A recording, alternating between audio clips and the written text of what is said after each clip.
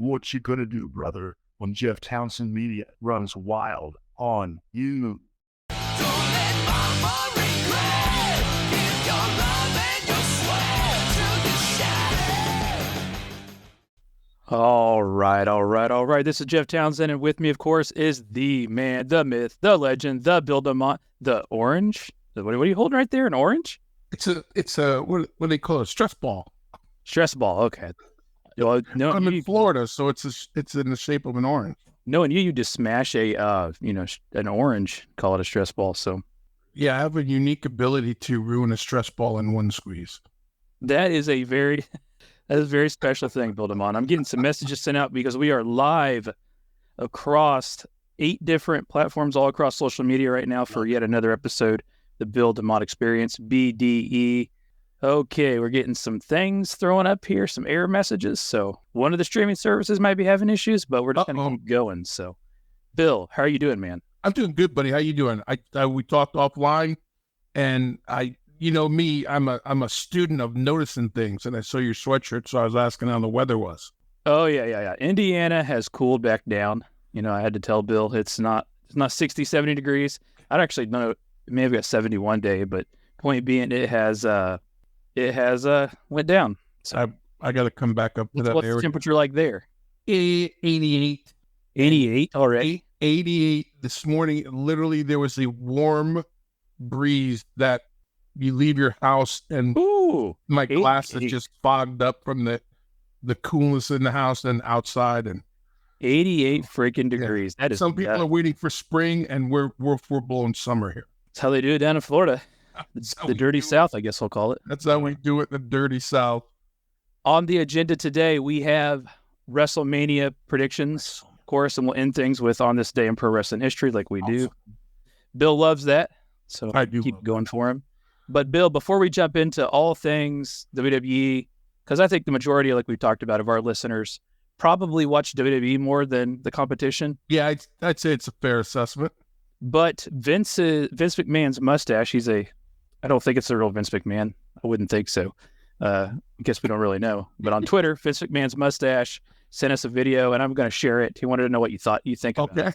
We'll kick things off with that. Let me try to get it pulled up here. We'll discuss that. I thought this was because we talk about this all the time, and we often share things that the Wrestling Observer has covered. Right. Long history I've had with Dave Meltzer blocking me on social media, but I am a Brian Alvarez fan. Right.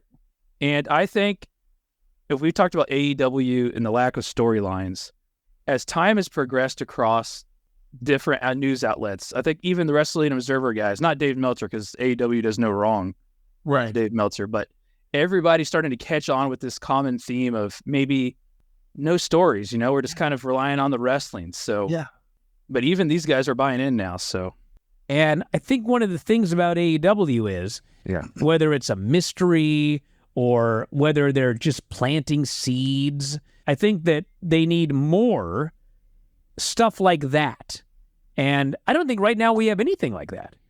I don't think we have anything where you got to tune in the next week for the latest clue or twist or turn or whatever. But what is you must see? You've got to tune in to see this. You've got to tune in to see that. I think that we're missing that. I'll say this. I used to think that I just wanted to watch good wrestling matches. And as much as AEW has good wrestling matches, it's missing something for me. And I quit WWE a while back because it just wasn't compelling to me. I'm starting to lose a little bit of my interest in AEW now. And it's not that the wrestling's bad, it's that they don't have the stories to go along with the wrestling. I used to get upset when people said there were no stories in for example, AEW, because a good wrestling match is a good story. That's fair. And that's how I feel. But yes, especially, I can't believe this next conversation is about to come out of my mouth, but since I started watching TNA again, and I kind of reminded how when a match ends, you should be excited, not just for what you just watched, but it should make you excited for something else in some way. Either this guy wins this time he gets a title match, or this guy wins so he gets a new challenger, or this guy loses so he's mad at his partner, or something. But when the match ends, it should lead to something else down the road. It's honestly a lot of what we see in AEW is how when I lost interest in UFC, because the actual sport of mixed martial arts does not excite me very much. And I would at one point I watched a show and there were 7 fights on. I was like, okay, I don't care about any of that, and none of it led to anything. It was meaningless stuff.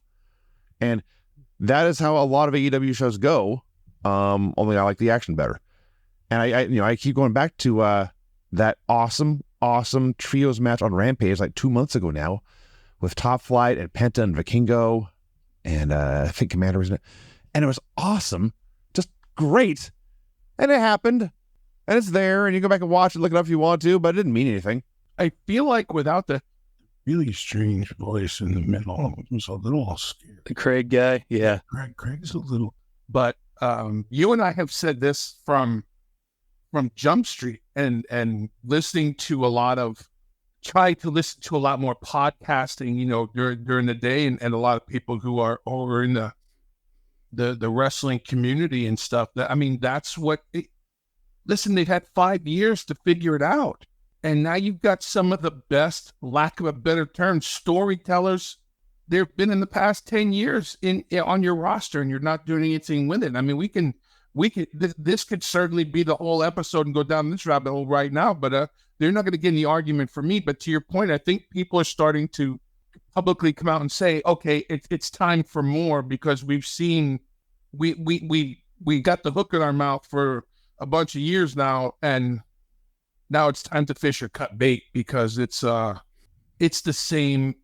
For years people could say I didn't need to watch WWE because you could turn on and be caught up the next week. It didn't matter. And it's the same thing AEW now. It's just whirlwind wrestling. See the questions across social media. I'm seeing some TikTok stuff. Yeah, we're going to jump into WrestleMania. We're kicking things off with AEW here. Yeah. And the clip I shared, I found so interesting because these guys, primarily for the most part, are diehard AEW. Yeah. And like you said, 5 years down the road now, it's very evident that there's just a lack of storytelling. And I thought, Vinny, you said, a good match is a good story, which I do agree with that. But there has to be some substance behind it. And I think that's what a lot of people are starting to realize. And that's just maybe they have the best wrestlers in the world on that show. Arguably, but they skills, technically speaking, best wrestlers from around the world on that show. And the substance of the storylines just aren't there. Yeah. How many times do you want to watch these matches? How many times do you want to watch Bryan Danielson and insert whoever, But I think that started to become very evident, man. Yeah, it's when you start, when people start, verbally and publicly saying, listen, there needs to be more. I'll go one step further and go, I feel like a few that they started a storyline with have just dropped and moved on to something else. And I'll use, and we say it all the time, I'll use Deanna Purrazzo and Tony Storm.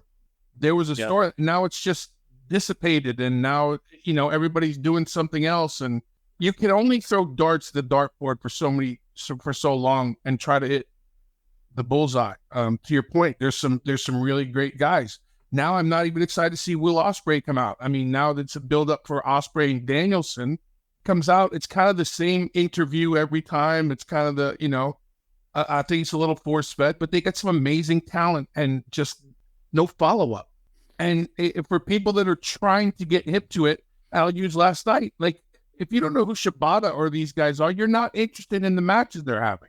Yeah, that's fair. And where's it going to go from there? What's it going to, you know what I mean? Here you got Okada in a B-roll watching the Bucks. There's just so much room for these guys, and they're one and only storyline that I can think of in Edge and Christian. Edge came out and said, Adam Copeland came out and said, it's time to move on from this. Holy cow, what the heck? Yeah, put that one away soon. Yeah, the way they approached that particular story was interesting. I want to say it dragged out long, but I want to really think about it compared to some stories. I guess it didn't. It was just the way it was done. It's a little bit different, but yeah, man, they're just not there. I didn't plan on spending a whole lot of time on this one. Yeah. I found that discussion very interesting when it was sent to me. Yeah, and I think, so take the positives out of it. Hats off to TNA that they're starting to get that kind of following to it, and people starting to see that what they're doing is working. But yeah, I think it's always going to be a topic of conversation every week with all the wrestling that goes on during the week. I'm sure it's going to be a topic that's not going to go away. I'm just a small time content creator and local media guy. But for me, though, I think it's important that, and really the best, even like sports, have compelling stories, right? Yeah. Like a good history between the teams, a certain situation that they're in. I mean, something.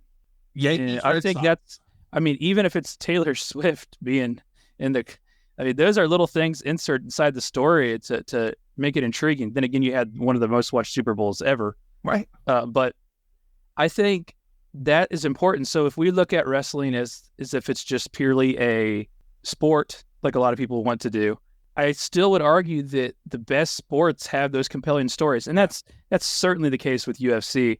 And I get into this discussion all the time. It seems like sometimes they just don't want to fight. Right. Then I start thinking, well, why would you want to fight? You're fighting just to fight. So I think some of the best fights in UFC are the ones that have stories behind them. Right. When there's something on the line. Yeah. Of course, they try to force the story. I mean, they got to do what they got to do. But I think that's the same way with all sports, man. That's just my opinion. Yeah. I agree. I don't disagree at all with that. There has to be something to keep you interested or get you interested. Yeah. Let's see what we got going on here. Got a lot of questions stuff coming on now. Bring the questions. Appreciate everybody tuning in. Okay. A lot of the questions are saying, why do you think it took so long for wrestling journalists, is how they phrased it, to pick up on this? And why do we think the wrestling journalists tend to favor AEW? Well, because and to me, this what I'm about to say only goes for so long.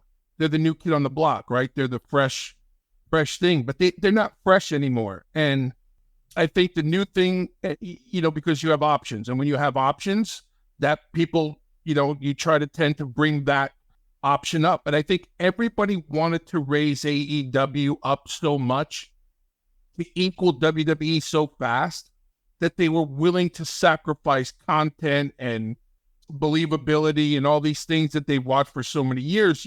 I really believe that everybody jumped on the AEW bandwagon to try to make it a major player when they weren't ready then, and they're still not ready now. So I think everybody's starting to go, listen, I can only talk about this so much, and now you're not giving me anything.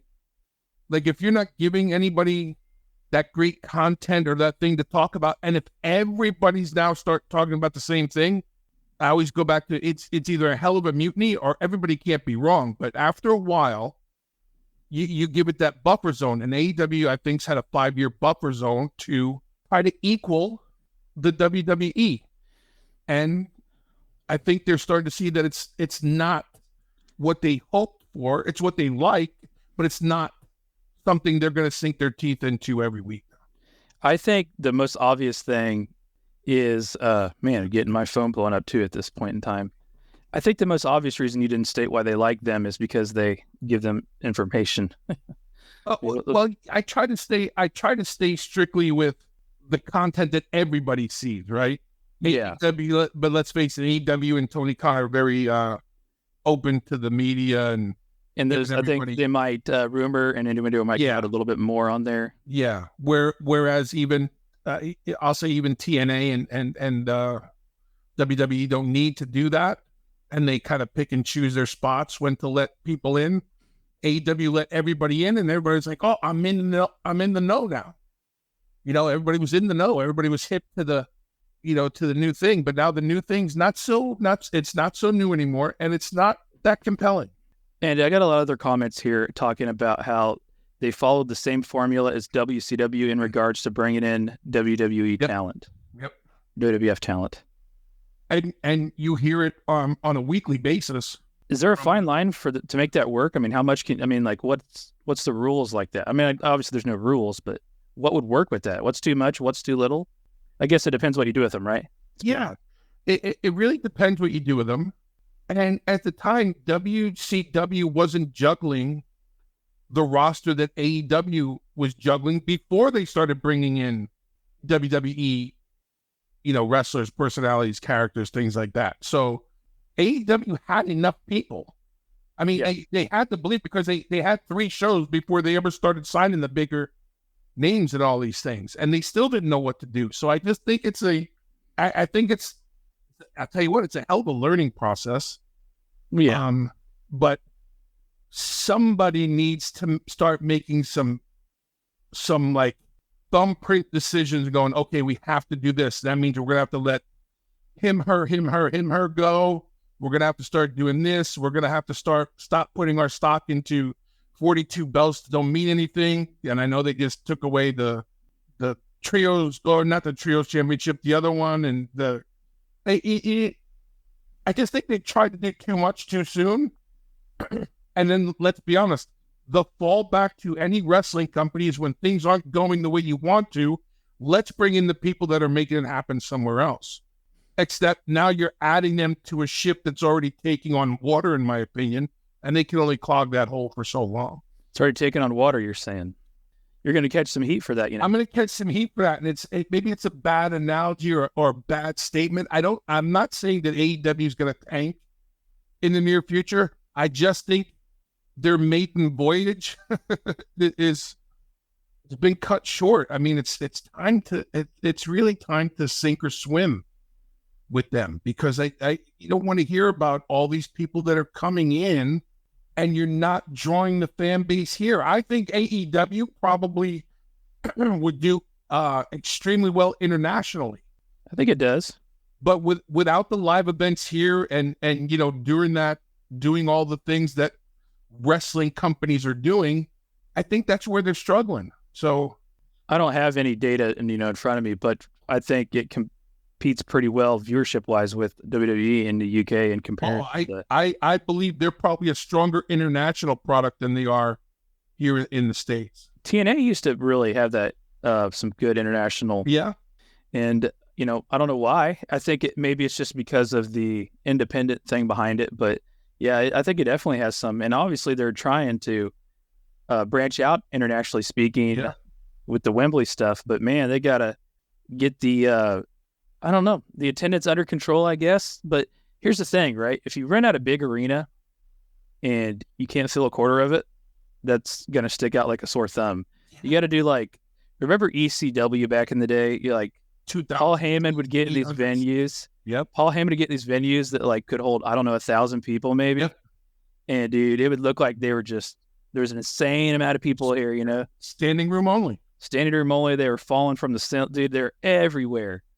But it was the presentation, right? And it's like when you watch AEW now, even though they're purposely shooting in a manner where you can't tell, but you can still tell, it's just not there. And you wonder from a live event standpoint how much longer they can maintain renting out these big arenas if they can't necessarily fill them. They did a good job in the Garden on that show that they really boosted. They did a good job with Sting's pay-per-view, his final match, the pay-per-view.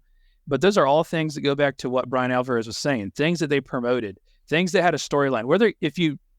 The Sting's last match storyline didn't have much substance, but it was his last match. It was Sting's last match. Yep. That was part of the story, right? You typically don't even get that much with the stories in AEW, but I think those kind of formulas have worked for them. It's just not something they go to well. And I don't know if that's just because, it's just Tony Khan trying to book everything, as we call it, Booker. I don't know if there's a committee there. I don't know how many people are involved with that decision-making from a creative standpoint. Or I think at the end of the day, Bill, it might just be, this is what Tony Khan likes. I mean, and that's the thing. A lot of people have said it, and we've touched on it. If that's what Tony Khan likes and they can sustain that, then more power to you. You don't have to answer to anybody, and you really don't have to do anything.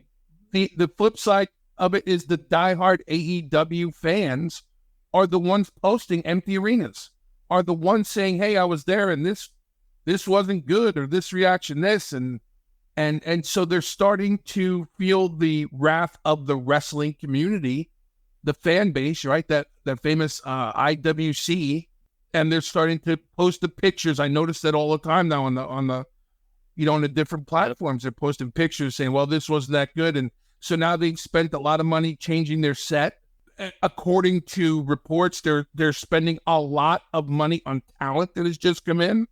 And if you can't put asses in seats, how long are you willing to sustain that business model? So I guess as long as he has TV rights and things are going the way for Tony that he likes them, then good on you. And if that's what it is, then right on. If it keeps everybody busy, great. But you don't want to be known as the guy who just paid people to sit home and pay, because now you've got your talent speaking up and being disgruntled. Men, women, and otherwise. Announcers are disappearing, and all the things that weren't going to happen because this is not the WWE are happening because it happens in wrestling. And the one guy I think who has a great perspective on it is Eric Bischoff, a guy who went through this in the history of wrestling. And if he tells you that's the wrong business module, then you got to listen to that a little. Agreed. We got about a little over 300 across all platforms listening live. Yeah. Chad Michaels trolling on you. Says AEW sells out every venue, Bill. 50K seats per show at least. He's just trying to get you going now. I'm not even biting on it today, Chad Michael, but I appreciate you always being here. You're not getting me stirred. He's going to get me stirred up. I said he's not. They're all 5-star match. So before we segue off of this topic, how did you like that final match between Edge and Christian? Was it fulfilling for you? You know what? I'm fans of both those men.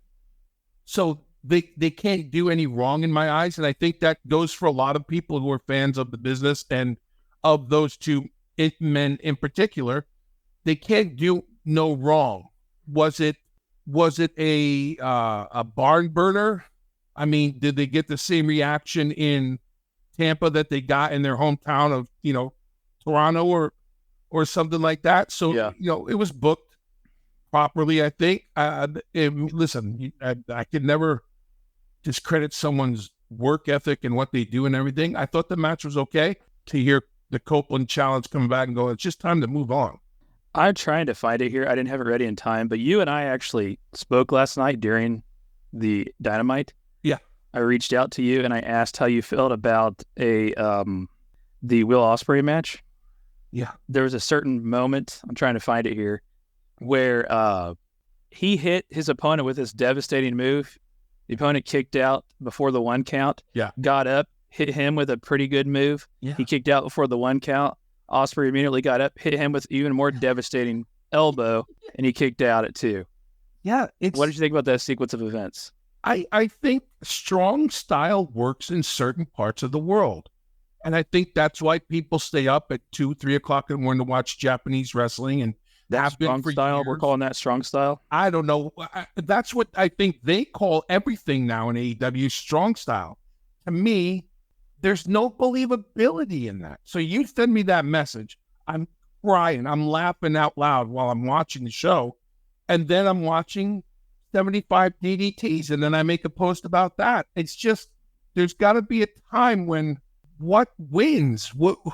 Who cares? If everybody's strong style and everybody can fight through everything, and if every man and every woman on that roster can do everything to everybody and nobody can win, is there a winner in these altercations? Is there a winner? What is the thing?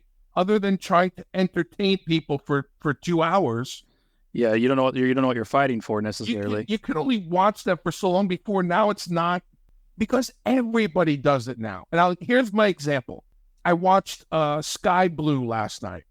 Yeah. Now, I thought Sky Blue was going to be a big player in AEW before this.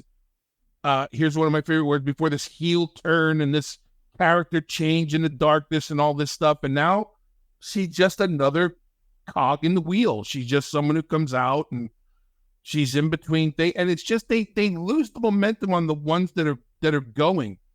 Everybody they bring in starts out with such great momentum, and then there's not enough time, place, and meaning for them. And it's just, everything falls flat. Everything's the same. Yeah, you can only see the same match so many times without different components. What would happen, Jeff, if you and I said tonight on this episode, no one in the first 4 matches in AEW can throw a chop? What would happen? They'd throw a chop the whole time? Then we say, the first 4 matches can't chop, and the next 3 matches can't super kick. Yeah. Like, these are the things, and this is the thing, and I have a different perspective than some, because as a coach, as a someone who did it for 30 plus years, as an in-ring performer, behind the scenes, behind the camera, producer, head coach, running the system and all that. One of the things I always said to the younger talent and people trying to come in, who's on the card? If Chris Jericho's on the card and Chris Jericho's going to chop, no one else should be chopping, right? If the Bucks are on the thing, then everybody leaves super kicks alone till the Bucks match. Do whatever you want. The Bucks are going to throw 4,700, super kicks. If you take that stuff away from Eddie Kingston and all these other guys, then what are you going to do? No one can go to the outside until this specific match. What are you going to do? Everybody's on the outside. Everybody's doing the same thing everybody else is doing. So if I see one match, I've seen them all. I'm just seeing different body types. And that's the frustrating part as a wrestling fan. As someone who enjoys this business, that's the tough part. Because even if you try to watch as a fan, after a while, you gotta look at it and go, give me a reason to dig in here. Otherwise, listen, it's baseball season. It's opening day. Click. Somebody's calling you the old guard on social media. Yeah, but that's the thing. It's not old school, but new school mentality. Well, we just showed the clip. Even the Wrestling Observer guys are. Yeah, and it's. I'm not saying don't let anybody do this, but pick your spots. So every match isn't the same. That's it needs to mean something in simple terms. Yeah. And I get where people go, oh, that's old school thinking, and that's stuff doesn't work anymore. But if you watch what WWE is doing, that stuff works because you let the talent express their way. But still, the blueprint stands true. Hey, I'm with you, man, 100%. We'll go ahead and segue on to WWE then, since you just brought that up. WrestleMania weekend is next weekend. By the time we get obviously the viewership live, then we get the post viewership and listeners. So this will be the one they hear right before WrestleMania. Yeah. So we're going to talk some WrestleMania predictions here. Let's just talk about the build up to it. How do you think the build up's been in this year? Just generally speaking, we'll get into the storylines, but are you feeling more excited than usual or normal, or you tell me? No, I'm probably not in that WrestleMania mode. I'm definitely into a few matches that and probably more than a few as we talk about it. But WrestleMania has that hype. It's being built around one particular story, one particular thing. And so I think that's kind of overshadowing a lot of it. But it's WrestleMania, and WrestleMania does not disappoint. So I'm looking forward to WrestleMania weekend. I'm looking forward to both nights, as I always do. And but right now I think a lot of attention is in one general spot. Yeah. AJ Kurz from Tough Enough. I love this. I owe him a phone call because I've been so busy this week. AJ's the man. Big shout out to Tumbleweed, my boy. Man, he did cut that promo, man. That'll go down in history. We'll have to have him on when we actually do a deep dive. We did a deep dive into season 3. Yeah. We do a deep dive into the, I almost call it the revamp. I don't know how else to word it. The relaunch of Tough Enough. We'll have to have him on. Yeah, good man. Bill, obviously everybody's talking about The Rock involved in this. The Rock's made some great appearances leading up to this. Monday was no different. I mean, sometimes I think The Rock has a little bit of cheesiness to him, right? But he's kind of gone away from that, and he's just gone back to this, I'm just going to beat Cody Rhodes up. I'm going to beat his ass sort of thing, And that's what he did. Did you actually see the beatdown? See, I saw the beatdown. I'm going to fall asleep in your recliner before it got to it. I'm gonna be completely honest and go, I didn't need that. If I wasn't hooked before, the fact that he came out, that grand entrance, got to the ring, said nothing, whispered, and walked away, that got him more heat than anything else he's done. So I feel like the beatdown was extra, to your point of the week before in Memphis, and I got why they did it in Memphis to sing along and all those other things. But I thought this past week was outstanding. It's kind of like Hollywood Rock, isn't it? Yeah, outstanding. I'm like, oh, he's got the whole world pissed up because everybody knew that Rocky was going to come out and have these great one-liners and he was going to drag him through the dirt again, and he didn't. And he just walked away, and I thought it was tremendous. Yeah, it's good storytelling. Like you said, you think he's just going to come out, crack some Rock jokes, and Obviously, he's one of the best to ever do it. I'm not saying he's not, but that's what it kind of felt like he would do. Then you're right. Somehow people knew immediately what he was whispering. I don't really know how people knew that, but The one thing I didn't like about the beatdown is when he looked directly in the camera at one point. you don't like it when they do that? I don't know. It took me out of the reality of it. We know listen, on Naked and Afraid, we know someone's filming it. Otherwise, we wouldn't see it. So in wrestling, we know they're filming it, but we also know the cameraman's not going to get involved. But when you look directly into it, you kind of, I don't know. It's that fine line of that entertainment and wrestling line. So it struck me personally a little odd. I could have done without it personally. I'm not saying it was bad, but I was hooked. I was like, okay, now I really, really want to see what they're going to do, because I thought that was tremendous. How he just walked out there, hands behind his back, buzzer, buzzer, buzzer, and left. Final boss is Rock's. Oh yeah. The final boss thing is like symbolizing Rock's done playing. AJ's right. Yeah, that was a great drop, man. I just tell you, it was, to me, I liked it. It's what I think it needed it. It's you got the family aspect in it, right? That's good and all, but I think the physicality of it was just good. All jokes are done, and here we go. We don't actually know much about what's going to take place on what night at WrestleMania, but what we do know is there's going to be, I think the only thing I know of for night one would be the Bloodline, The Rock and Roman Reigns versus Cody Rhodes, Seth Rollins. Right. Bloodline wins. The championship match on night 2 will be Bloodline rules. Right. If Rhodes and Rollins win, the championship match on night 2 will have all members of the Bloodline banned from ringside. Let's sum that up pretty well. Yeah, and the other match we know that's going to be night 2 is Seth and Drew. And then on night 2, we know that. Then we know, obviously, the reverse of that will be Reigns and Rhodes. Yeah.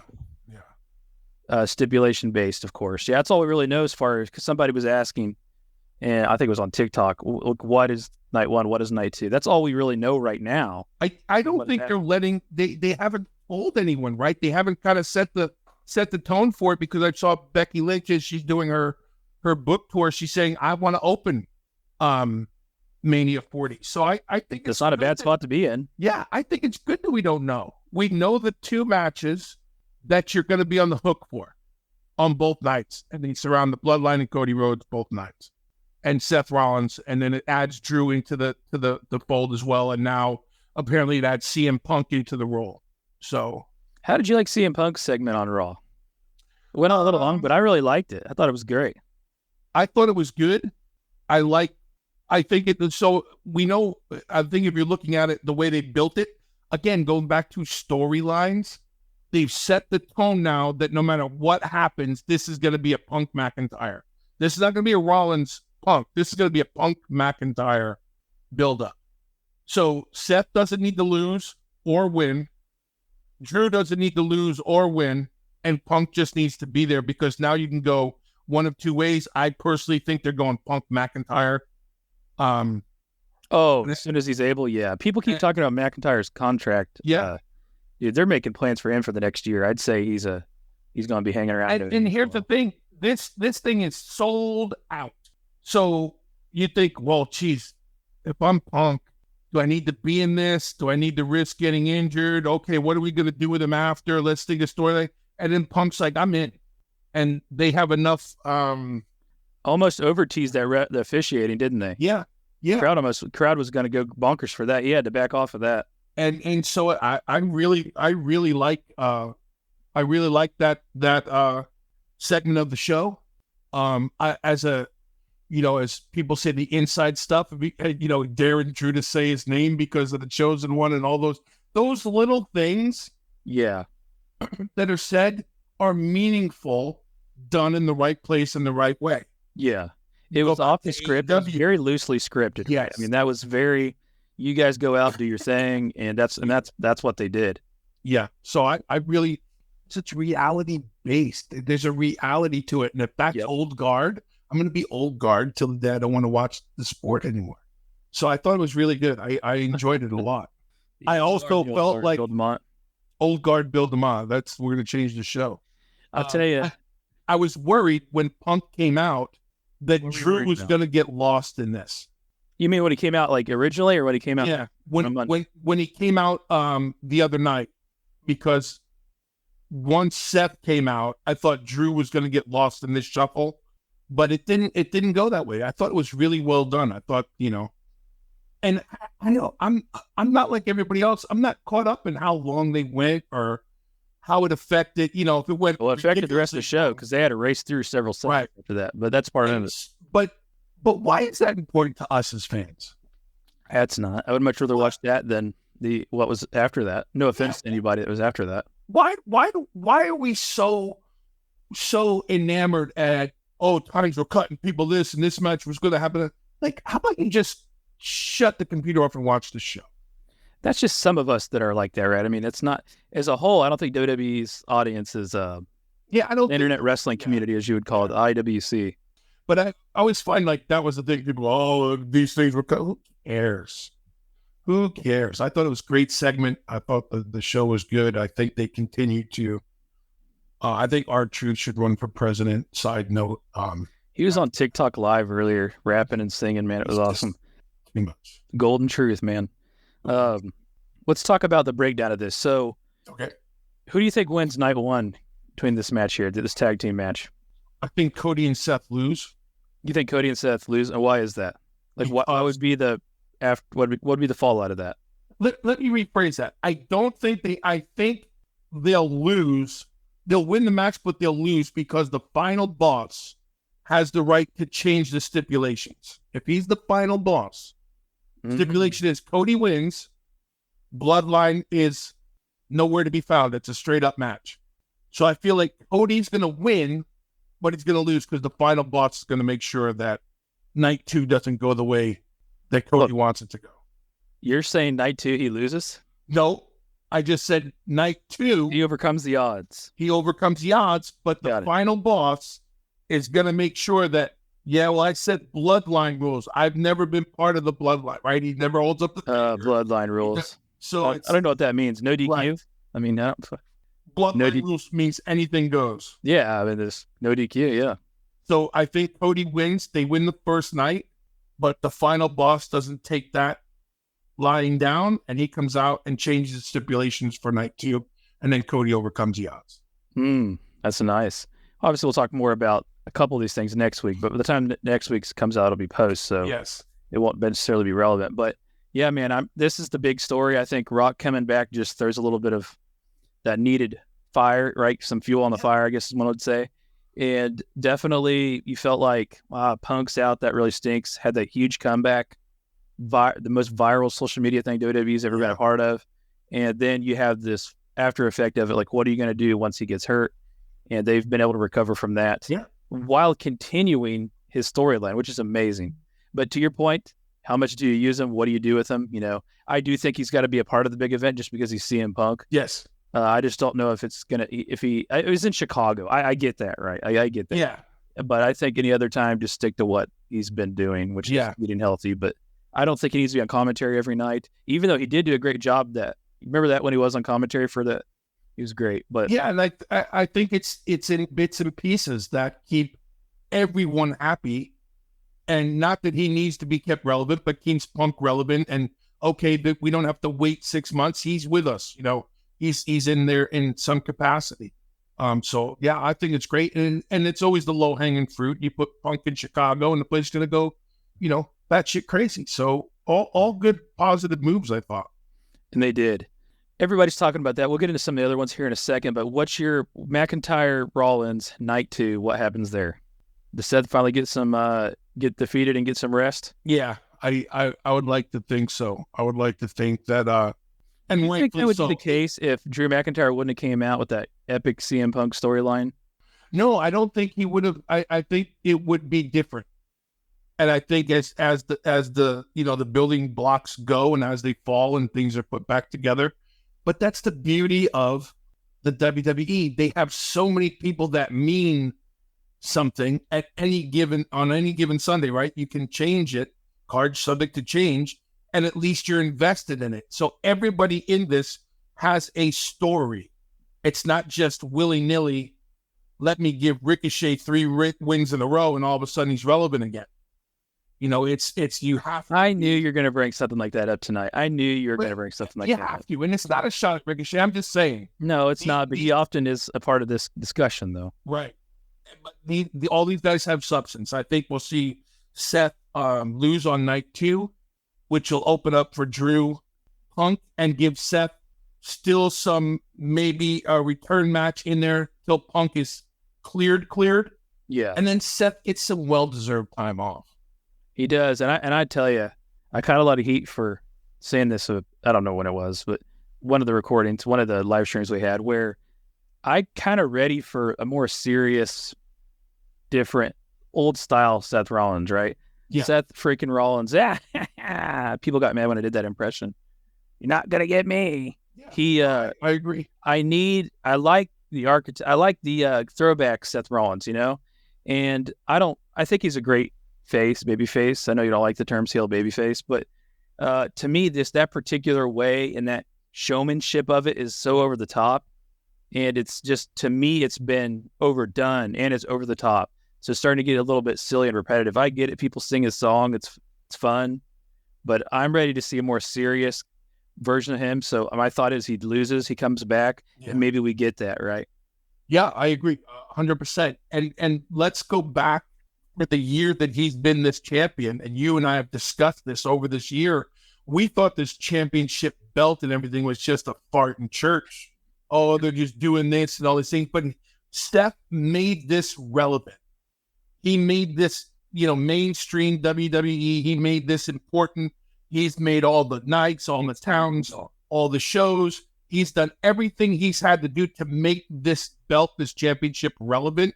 And now you have main players in the mix for it. So despite the character and, people liked it, didn't like it, they always tuned in because back to what Alvarez was saying and you and I talk about, there was something they were going to get from it.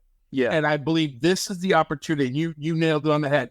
Maybe Seth gets that time off and he comes back as the architect, that Seth Rollins that everybody fell in love with. And because Seth is bar none, the workhorse, Yep. he's the man. So I think Cody Rhodes have literally been the workhorses that last year. I mean, yeah, he deserves the time off in my opinion. And I think we could see a revamping, not a total character change, but a revamping, and people will welcome him back with open arms when that happens. There we go. A lot of people saying I'm just anti-Seth. No, I'm not anti-Seth Rollins at all. I watched Tyler Black. I mean, everybody that actually knows me knows I've watched a lot of Ring of Honor and stuff. You're like a Ring of that. Honor. Yep. I'm a longtime fan. That's not the case. Just the presentation has been repetitive. But could anybody else on the roster pull this off? No, it's not. We just talked about the last year. Actually, Seth Rollins has been doing this since on this day in pro wrestling history. Just spoiler alert. We're going to share a clip later on, and ever since then, he's been doing this, man. Right. And then he took this championship belt that everybody, including you and I, everybody crapped on this thing. We doubted. Yep. And he showed us up, and I'll be the first one to go. I eat my words on it. And he did an outstanding job with it. Yeah, he has, and he's always going to have good matches. He's always going to. Yes. I mean, everything he's going to do right. There's no doubt about that. So that's not an attack at that. It's just like I said, literally for me, I'm just ready to see a more serious version of him. I'm with you. I think it's a good time for a change. Okay, Steve is asking what do we think will be next for Roman Reigns and Cody Rhodes after this match, assuming Cody Rhodes does win? That's a good question on the Cody Rhodes part. I think we can start to piece together the Roman Reigns part eventually, maybe. That's a good question. I think, nobody's talked about it. What happens if he finishes the story? Yep. Is there life to Cody Rhodes after finishing the story? Is there that same impact? So while everybody, I got and shout out to my man Dave LaGreca, who's the biggest Cody crybaby in the history of the world. He will lose his ever-loving mind if Cody does not finish the story. The problem with finishing the story is the last two words of the story is the end. Do you go on to write another book? Do you go on to write another? We don't have, as that I can think of, do we have any teasers of an opponent after Roman Reigns? So there may have been some things plugged in, but nothing's sticking out to me. It's very interesting that if people that are Cody Rhodes fans, if you sit there and go, I never thought about that. If he finishes the story, where's he go now? Does he start a program with Ricochet? What does he do? What does he do? What does he do? So there's the flip side, everybody in the Bill DeMott Experience. There's the question for next week's show. Tell us what you think happens if Cody gets to finish his story. AJ says, absolutely love Cody chasing. Will we love Cody as much when he's being chased? Yeah, that's a great question. Right. It's $1 million question, but he's good enough. They're creative enough to figure something out. But to answer the Steve's question, I don't really know what's next. I can start to piece together The Rock and Roman Reigns, but on the flip side of that for Cody Rhodes, I'm not sure. Yeah, I could also see the twins coming back together and everybody turning. Maybe Gunther comes along, no. Let's go ahead and go to the next one here. So this is one you and I talked about quite a bit. This is the U.S. title match. Logan Paul versus Randy Orton's been built. Then we finally, I guessed, Kevin Owens would be in the mix. You can't just have the match like they did and the story that they had built, and he's just written out of it. So, I mean, how do you feel about I'm not the biggest triple threat match fan, as you know, but you got to get Randy Orton something. And after the work that Kevin Owens and Logan Paul have done, which Kevin Owens has done Logan Paul has done an amazing job, but obviously Kevin Owens is leading that, but you couldn't just drop that, man. No. And let's be honest. This is WrestleMania time. The one thing that WWE has always tried to do at WrestleMania, at the Super Bowl of professional wrestling, was make sure all the players were involved in some way, shape, or form. If you've been doing your job for 364 days for X amount of years and making the town, doing the thing, and you're the soldier and you're marching on and you're doing all these things and then this is the thank you. I think people need to understand that WrestleMania is more than just a big payday for those people who read the internet. Oh, it's just a big merchandise. No, WrestleMania is a thank you for all the hard work. And while a lot of people don't think matches are important, I think the matches that are strategically placed in certain spots are to make sure that your main players know that they're appreciated, if that makes sense. Makes sense. A lot of people probably don't think of it that way. There's no better, don't get me wrong, the money's great, the payday's good for the night, but if you're involved, that says more than anything else. Does it have to be the best storyline in the world or anything else? But in this case, what you're talking about, this is part of the storyline. Owens and Logan Paul, and I agree. I think Owens is what's needed. Randy's gonna take this thing. Then we always can go back to Logan and Kevin, whatever the case is. Now you got to think for Kevin and Randy. Now you got to think for Randy and Logan, and so that's the buildup. I think it's when Kevin was introduced into that thing as a three-way last week, I thought it was really good booking because it made sense not to just move on from it and throw it away. Going back to how we started this show. Yeah, you couldn't because they did an absolute fabulous job. Outstanding. And the knuckle, I mean, everything was just, you couldn't just go, Kevin Owens is amazing. Yeah. But you have Randy Orton, man, one of the best to ever do it. You can't leave him out of the mix. And I think for him to get to be involved with somebody like Logan Paul, because that's the benefit of Logan Paul, right? He does bring extra eyes to the product. So I absolutely think that's a great thing too. So Logan Paul, man, he's got to be in the ring with some cool people, hasn't he? For all the, I've never had the opportunity to meet him personally. So you go off of what you see on TV, right? And some of the things he says and does on his podcast and all that. I think he's a tremendous personality. But the one thing I can say, I'm pretty sure, I'm 99% sure of, he's a fan of this business and appreciative of every opportunity he's had since getting involved. And he's gotten so good at it. So hats off to him because he's been in the ring with the best of the best and continues to deliver when he's given those big opportunities. So good on him.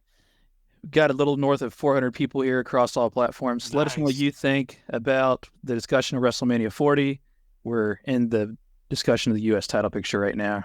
I do think he's been able to pull off this whole part-time champion thing with that Yeah. title. To me, that title, you can go a couple different approaches with it, but I think Gunther kind of covers it as far as having to be the working title. Yeah. I think it can also be the spectacle title, right? And that's what they've done with it. It's not about the title either necessarily. Right. And I think that's what's great about it, and I like that because you just put everything on every single title. Then Right. like you said, you just have a any of those three men will do the same thing with that championship. You said any of those three men will do the same. Randy, Kevin, or Logan Paul will do the same thing because it's not necessarily your meat and potatoes championship, near and dear to my heart. I think it's the best one in the world. Yeah, it's your favorite. But I think you're right. Not every championship has to be the live or die championship.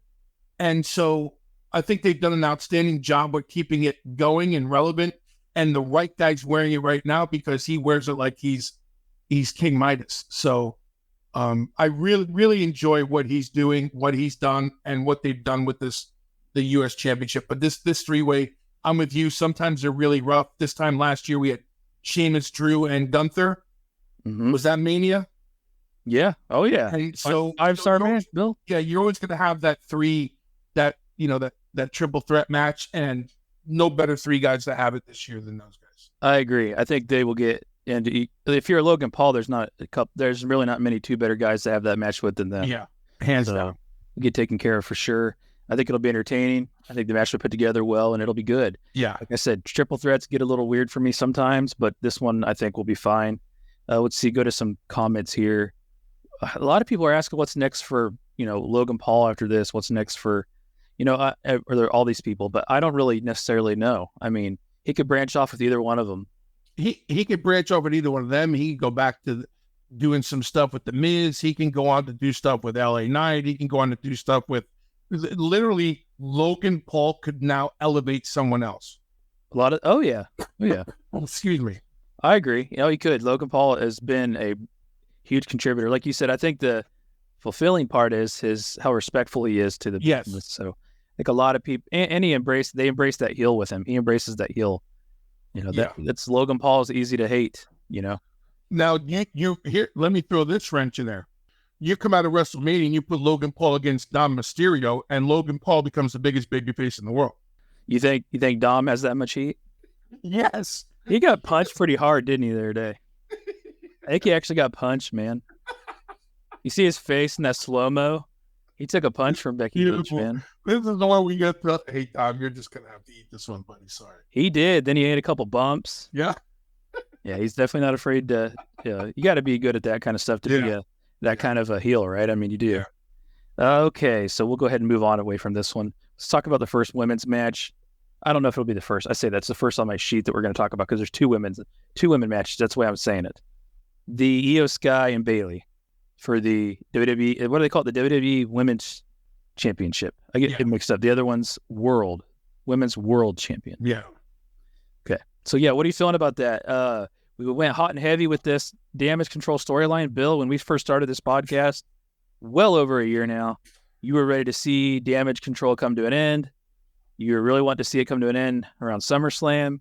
Yeah. They kind of revamped and did things here. They started planting the seeds for this long before the event happened here. And now we finally had it where they turn on Bayley. And this is kind of Bayley's moment, man. She's won the Rumble. Is it? You tell me. That's why I'm asking. I probably would be more interested in this match if it wasn't. First of all, again, nothing reflects of the talent whatsoever. Io Sky in that championship means absolutely nothing, in my opinion. She has overachieved from what you would think, though. I'm not sure if she has, and I'm talking about her as the champion. I know. I got She's an amazing talent. Yes. And I'd be far more invested in Io and Bayley as just a wrestling match. And that's the way I'm looking at it. I'm not looking at it as a championship match. And I know people go, well, Bayley deserves it and she needs to be the champion, all this stuff. Unless you plan on doing something with that championship belt and the championship going forward, then okay, I get it. They lost me again with the Damage Control stuff because I think the story became more about Dakota Kai and Bayley.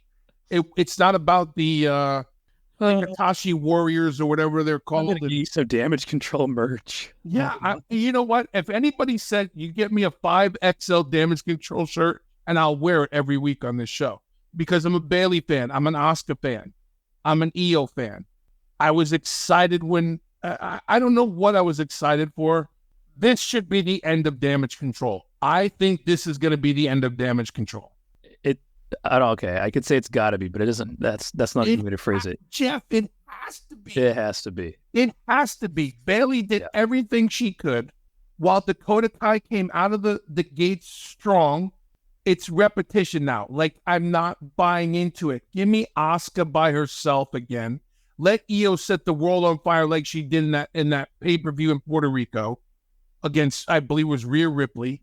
Let these people fly and do what they can do as solo instead of trying to get everybody involved. So I'm not excited about this match. I'm glad that Bailey and Io have that platform. I think they'll tear the house down. But that's as far as it goes for me. It's not something I'm going, I can't wait to see what's next. I personally, and it's not a slight on the talent, big fan of Bailey. Huge fan. I'm not concerned what happens after. I think it's going to be a cluster with people getting involved in it. I wish it was just a clean match. Give those women 12, 15 minutes, whatever they want. 12, 15, 20 minutes. Let them do their thing and let them have their WrestleMania moments and not muddy the waters. But I know that's not going to be the case. You're going into Bill DeMott robot mode right now. Yeah, I am. Cut in and out that Florida internet. Yeah. Sorry, it's because they know I'm talking about Damage Control. You're getting canceled right now. How dare you, Bill DeMott? You're so anti-Damage Control. I know I give you crap about that. So that's kind of like a running joke with Bill and I because one of the first discussions we ever had was about Damage Control. Golly. And he swore it was over then, and it just keeps going. Okay, so we got all the cronies are on here. They want to know, what do you think? Okay, we've talked about this before, but do you like Bailey better as a heel or babyface? We've talked about this before. I think Bailey's the ultimate babyface. I think it took a little while for Bailey to get her chops as that heel character, that bad girl character that I don't care. Ding dong. Yeah. Whatever, yeah. But I've always been a fan of the hugger.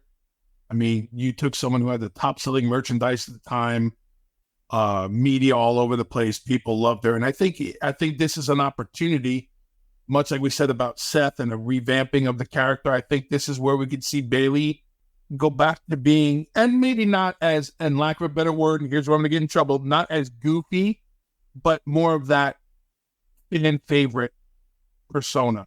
I think that's where ultimately her money is.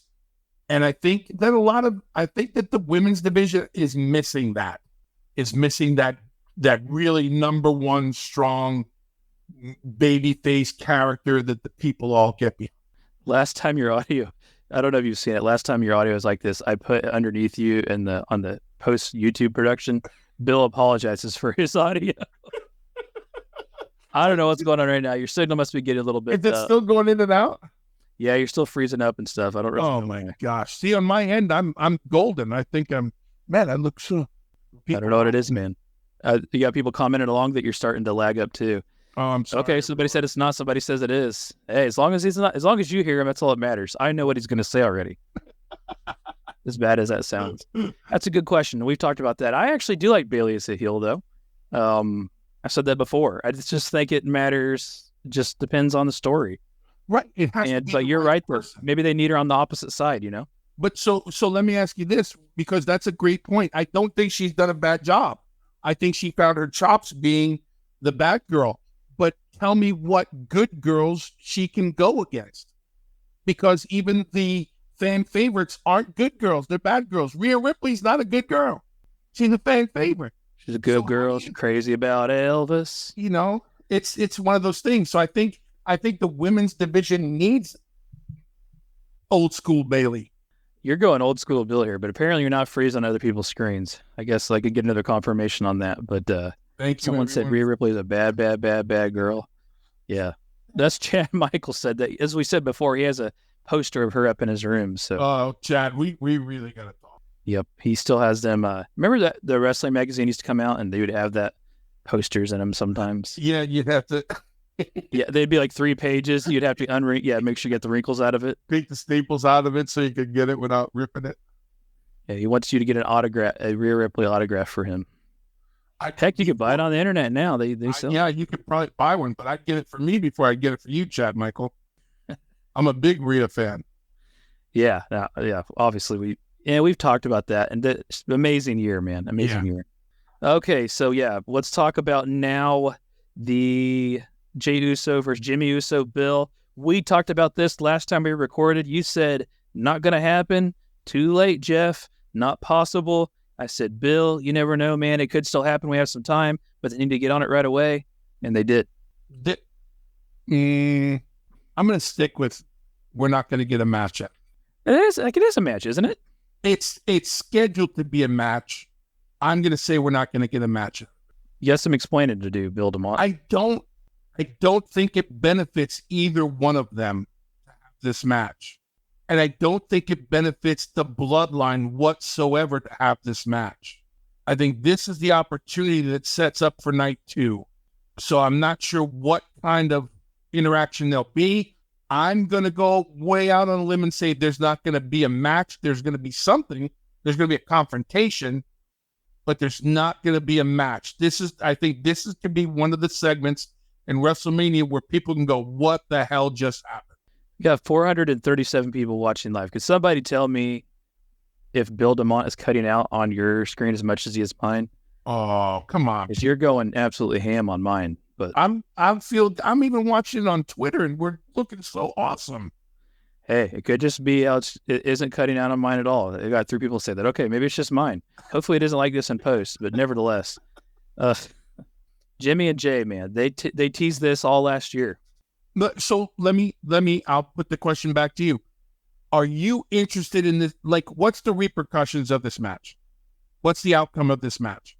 Repercussions of it, I don't know. That hasn't been discussed, really. They went away from it for months, so right. They had it there for a while. Then he went to Raw, and what is he called now? What, Jey Uso? Main Event Jey Uso. Main Event Jey Uso. How could I forget that? You need one of those shirts too. But I need a lot of shirts. Shirt, and I need a damage control. Yeah, you already have a Bill DeMott Experience shirt, so that's good. I have that shirt. I'm going to wear it next week. We talked about this storyline quite a bit of the last year. It did die down some. Yep. I just think if you got to fill it hard with matches and you're not really prepared to this could have been something good that you could have gone to later, if done right. I believe there's a mindset. This bloodline story has been so strategically operated on and so strategically placed and moved around. I believe that this match, this confrontation, this encounter is going to have a big role in the WrestleMania weekend. I just don't think it's going to be the fact that it's Jimmy versus Jay. That has to tie into something else. Otherwise, what's the outcome? Jay's out of the bloodline? Well, he's already out, right? If Jimmy's out of the bloodline, then Jimmy's on an island by himself. But they already did that. Jimmy was back in because he became the quarterback and he's calling the play. So I think there's more to it. I'm looking forward to it because I believe there has to be something more to this than just Jimmy versus Jay. I would hope so. Somebody's asking, who do you think has done better individually, Jimmy or Jay? Jimmy or Jay? Jay. Jay? Do you think that's because he's better or is the way he's been presented?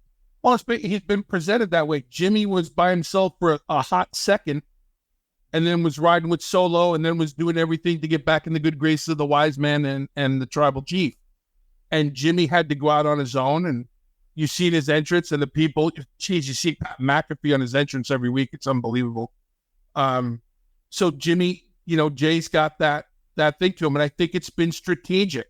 And I think you could see a full Usos reunion here. Us it is. I'm all for it, man. I'm all for it. I just think it might not be WrestleMania. You haven't. The presentation of it's kind of come together way too freaking fast. Yeah. Could have been a good SummerSlam thing. Could have been next year. I think it's a setup for night 2 of WrestleMania. Okay, so you think this could be a night 1 thing, then it actually plays into what's going to go down in night 2. Hey, that's a good prediction, Bill DeMott. It's a very good prediction. Let's go to another match that's kind of been thrown together. LA Knight and AJ Styles. I got nothing. I don't. I think AJ Styles, the new age, Mr. WrestleMania. AJ Styles, phenomenal. LA Knight's momentum, I think, has, I don't want to say peaked, maybe kind of plateaued. I also don't think there's been a lot of push into this match either. It doesn't have the advertising that the other matches have. I think it has the potential to be a good match. I'm not sure if the storyline is strong enough to go past WrestleMania. So again, making sure your stars and everybody that puts the asses in its seats are on the show. Yes. Do I think it's going to be a mainstay? I don't think so, but I could be wrong. Somebody's pointing out what you said earlier, Bill. They said you can't contradict yourself because you talked about how there's more to WrestleMania, like getting those involved. Yeah, and that's what I say. So you get them involved. They had a bit of a storyline with the Randy Orton, right? The three of them and all these things that were going on. So you have a bit of a storyline that you can do that and put those men on WrestleMania. And I think that's kind of what it does. I don't put a lot of stock into the story after it.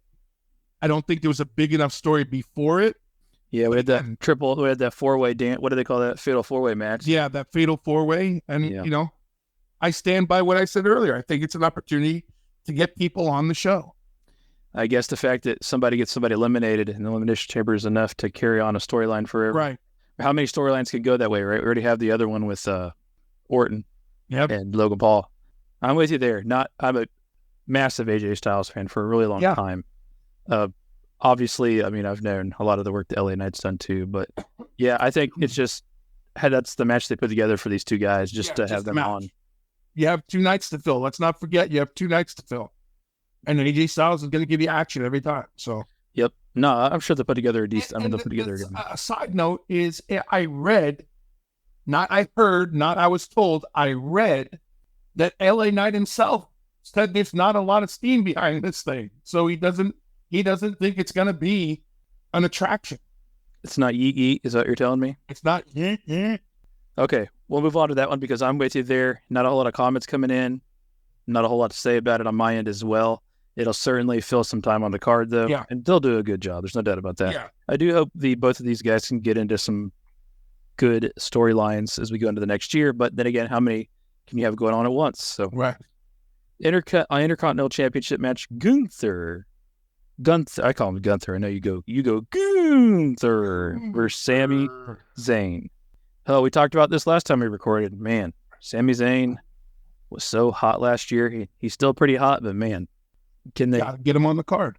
Got him on the card, and I kind of like this whole storyline they've done with Chad Gable. Yes, Chad Gable's trying to help him out. Where do you think that goes? I think it goes where Sami Zayn, who's an MVP guy in my opinion on the WWE roster. Yes, Sami Zayn beats Gunther, and then Chad Gable beats Sami Zayn, because I can see Chad and Sam here, and I'm gonna go by the kind of the way the WWE machine used to work is, can Chad Gable beat Gunther? They had great matches. He should have beat him. Is right, but it's still that big man, smaller man mentality. Couldn't they carry that over to Mania if they'd done it right? Oh my gosh. I thought that's where they were going. For months, I've said that's where I thought they were going, and I would have paid to see this match. But I think putting Sami in, again, not really involved in storylines so much right now, but he gets to be part of WrestleMania. So here's your WrestleMania match. I think Sami could upset Gunther, because now you could take Gunther and put him into that Seth Rollins, Drew McIntyre, CM Punk scenario, or Cody Rhodes and or Roman Reigns. Gunther belongs in one of those pictures, in my opinion.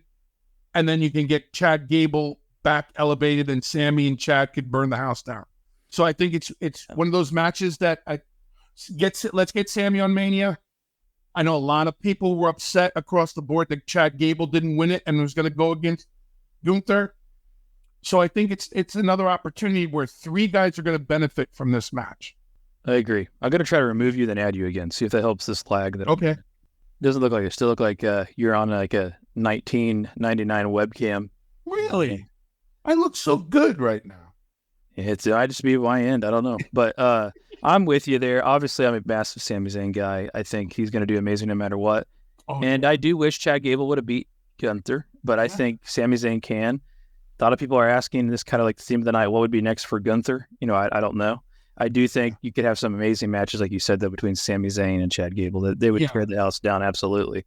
But I think the next step for, having Roman Reigns hold the title for so long means a lot more than having Gunther hold the title for so long. You're only going to get so much traction out of that. I think Gunther's been in the gate, ready to run for a long time now, and I think after Mania, he's involved in one of those scenarios we talked about just earlier with the two, either championship. Checking on something real quick. Okay, let's go to some comments here real quick. Okay. So what we got here. This comment is from Eric. Wants to know, do you think that his cronies, as you call them, Imperium, will get involved in the match? No. Or are we past that now? I think we're past Gunther. Yeah, I think we're past that. I actually think they've allowed people to forget about it. You think they kind of done that on purpose? Yeah. Yeah, I think that's the easy way. You don't need because the Gunther character is so strategic and serious and everything, you don't break up that faction. You just kind of dismiss it. And I think that's one of those factions that you see just kind of go apart on its own. That doesn't really bother you in any way, shape, or form. And I think it's a huge upside to the one cat, not Da Vinci, the other cat. Yeah. I think there's a huge upside to him coming up. I agree. Okay, what's the next question here? Does Gunther, this is from Cody, does Gunther challenge Cody Rhodes? Yes, why not? I think Gunther challenges either champion.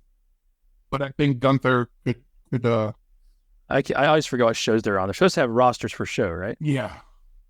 I think yes. My answer is yes. I think Gunther and Cody. Does Cody take that bad boy back to Raw? I don't know. I don't know. Yeah. I think it gets back to that thing again where they're going to be on every show. And yeah, we could go down that rabbit hole all day, every freaking day. And we do a lot of times. We won't go into it right now. I think it's going to be a good match, though, man. Yeah. Sami Zayn is the ultimate underdog, and I will say that to the day I die. He's a fan favorite. He delivers. He gives you everything he's got, and the people appreciate him. And he's freaking gold, man. Wherever you put him, he's gold. He is. Bill, the match that I know you're looking most forward to, the whole WrestleMania card, would be the 6-pack tag team ladder match for the undisputed WWE Tag Team Championship. Judgment Day versus DIY versus Awesome Truth versus New Day. And have we figured out the last 2 teams yet? No, they're coming up tomorrow night on Friday night. Yeah, that's right. What do you think of, Bill? I know that you're more excited about this match than any other. Yeah, it's the match. You're gonna put 12 guys to work at WrestleMania, and this is gonna be your car crash. Does WrestleMania have to have that now? The way we've presented it for the last 25 years. Yeah, I think so, and I think with 2 nights, it's a good break in all the action and storylines and things like that. One, like I said, everybody deserves to be out there. If you look at the teams that are there and what has been done or hasn't been done, true soldiers of the company, no matter what. And let's find a place and a spot for them. And they're all going to deliver, no matter who the last 2 teams are or not. I think this is your car crash for whatever night it's on, and it's going to entertain the crap out of the fans. Are you anticipating an epic R-Truth moment? Yes. I'm always anticipating an epic R-Truth moment. I'm going to go out on a limb and publicly say that 98% of all fans that are watching WrestleMania live or on TV are specifically waiting for what R-Truth does. Oh, yeah, I agree. You never know. He's awesome, yeah. What a great comeback. I'm so happy. I really am. Yeah, I love Ronnie. Who's leaving the match with the titles? The Awesome Truth? No. I don't think so. Because then you'd have to keep him and Miz together. Did Judgment Day keep this going? Is the New Day ready to take the reins back on this? Well, I don't. Is DIY? Man, it's damn sure they couldn't get the brothers in there. Well, don't they have? Isn't Dawkins and Montez Ford, aren't they involved in this as well? That's why I was asking earlier. But what am I missing? I think they're involved in this as well. What am I missing? Are they involved in it? It shows you how much of a clutter it is already. It shows you how much of a clutter this is already. Right. It'd be hard to say because, to be honest, and I'll ask you one of these things, I come back to you and go, have they really done anything with the tag team titles that they mean that much that we care about who the next champions are? They sure did last WrestleMania, but that was storyline based. Yeah. But still, the tag team titles were precious to the Usos. Yeah, and who were we talking about earlier that could be coming back together? That the Usos can beat after WrestleMania, become tag team champions? I'm just saying. Damage Control? Damage Control versus the Usos. Yep. They'll definitely be together again one day. There's no doubt about that, though. Yeah. I don't know. I think this will be a spectacle. I really liked when Money in the Bank was in this, but they've just made that. They just cash cowed the heck out of Money in the Bank. Or they totally blindsided us, and Damian Priest cashes in at WrestleMania. I was trying to segue to that because a question a listener said, have you guys talked about Damian Priest yet? So I was segueing to that, Bill. You beat me to it, Bill DeMott. I'm waiting for Damian Priest could insert himself and take Seth Rollins, or Drew McIntyre beats Seth Rollins and Damian Priest then beats Drew McIntyre. You don't think he's going for the Cody side of things? It's low-hanging fruit to go for Cody. Well, last WrestleMania, Bill, you had a pretty bad prediction.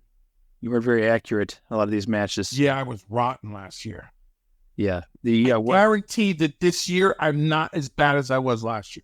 We'll have to go back and score it out, but I don't think you will be either. Yeah, you're right. This Damian Priest thing, it's got to be time soon, but when and where, we don't know. I think him and Balor have run their course. I think Judgment Day has run its course. I also don't like Judgment Day and what do they call the Testimony or whatever, that other faction that I really don't have any stock in. Yeah. So. Yeah, there's a lot of factions I don't have any stock in. I think Damian Priest is going to have a hell of a night at WrestleMania. Ooh, you heard the prediction there. Write it down. I'm writing it down. Damian Priest beating The Rock and Roman. He's going to beat them all. And all of them. No, he is going to have a good night. I think this will be this tag team match just seems so, it's just going to be a spectacle. I guess that's all I can say about it. It's going to be crash. You're telling me that they put these shows together strategically, build them all? Like, this is going to be strategically, okay.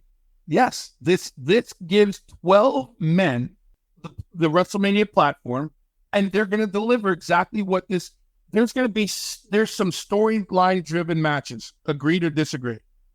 Yeah, there's some good heavy storylines. We haven't even talked about Becky and that's the last thing we haven't talked about. All the things that are still going on. So you need this match to clean the palate. You know what I mean? This is like a good drink of water to get the taste out of your mouth, to get sucked right back in. And some of those guys in this 6-pack to make a challenge thing, i.e.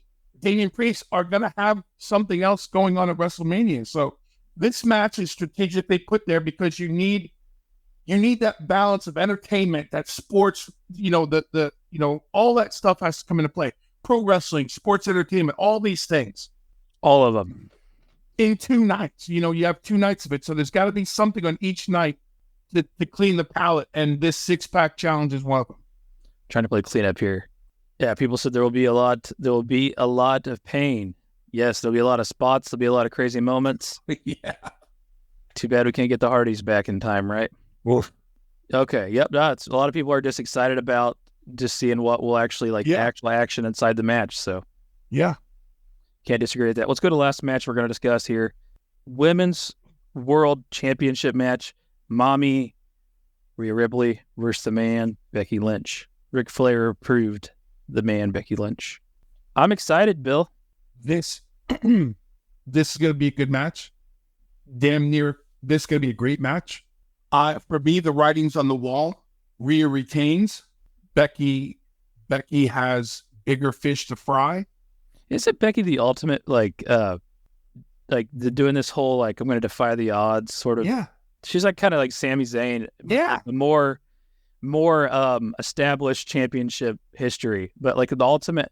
I don't even say underdog, just fighting against the odds. Yes, that she's just the what they say the honest man's hero, right? Everybody wants to see that person, but I'm much more intrigued with Becky chasing than Becky holding the championship.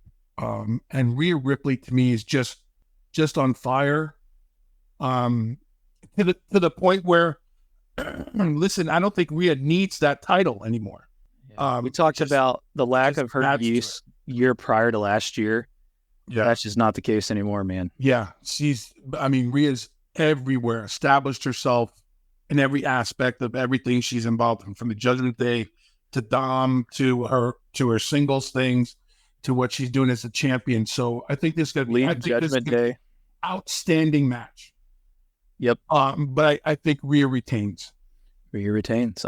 This is one I'm on the fence about. No. I don't know what would I.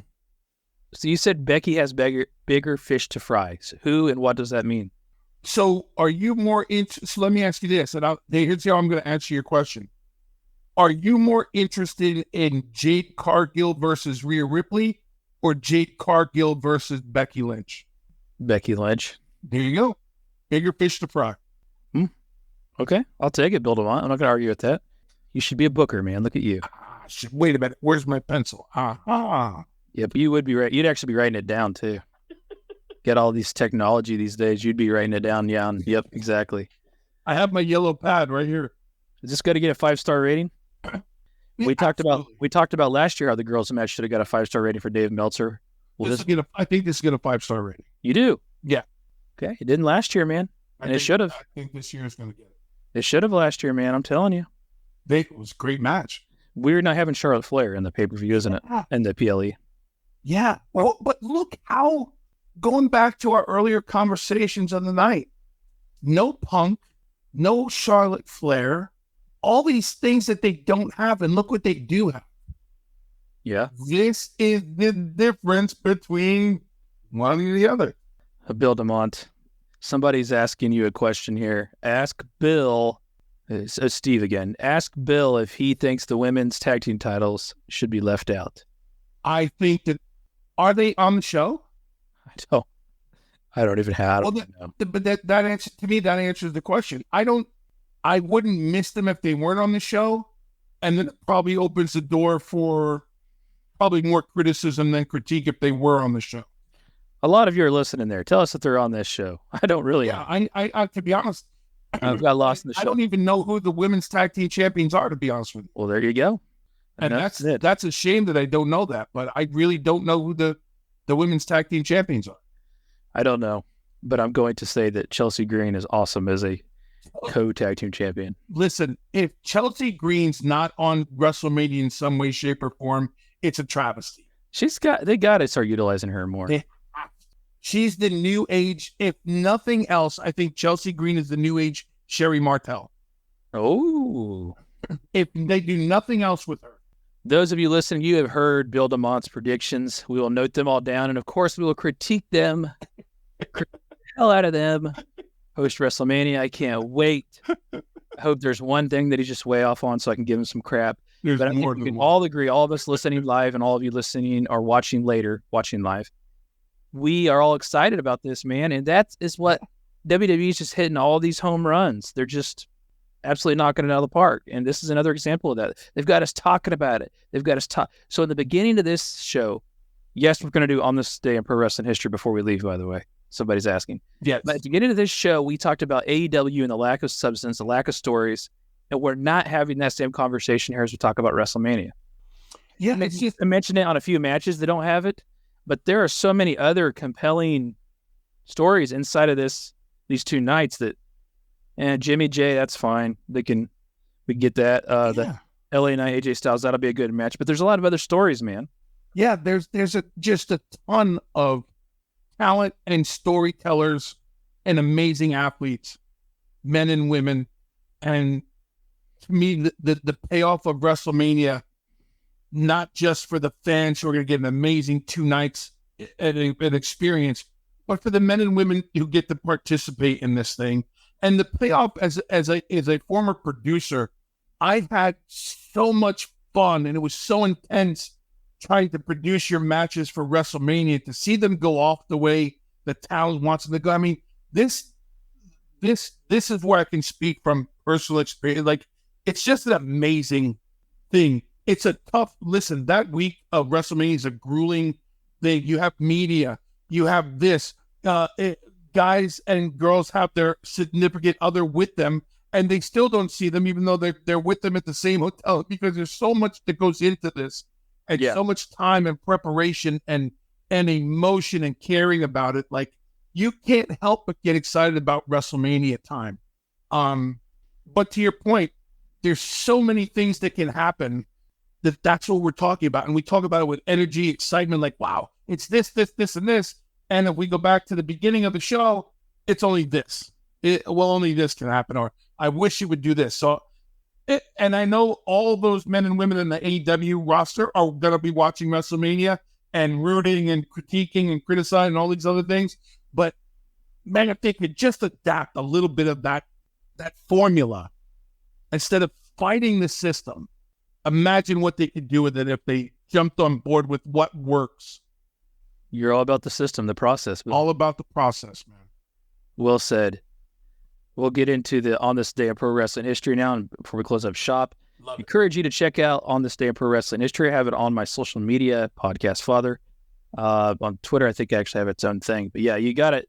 Bill loves these, so we continue to do them. The listeners will enjoy this. We'll pick 5 things on this day of Pro Wrestling History that happened. Let's go ahead and kick it off with the first. Let me start queuing it up here. Got it. This is Monday, so the 25th. This took place in 2020. The Boneyard match between The Undertaker and AJ Styles was the main event in WrestleMania. Was that 36? Night 1. Notable event there. We'll talk about cinematic matches when we come back and how you feel about them, Bill, but let's go ahead and take this one in. So again, this match, which aired at WrestleMania, was taped on March 25th, 2020. I'm digging your grave for you. What you think? Get up, boy! You wanted this. Come on. Tough guy. Take. Son of a bitch. Hey, dead man! Use a shovel? All right, let's use a shovel. You got what it takes, old man.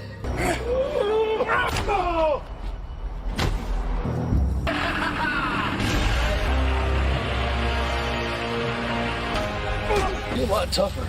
I give you credit for it. I'm sorry. Come here, man. There's a lot of people that ain't give me that fight. You good, brother.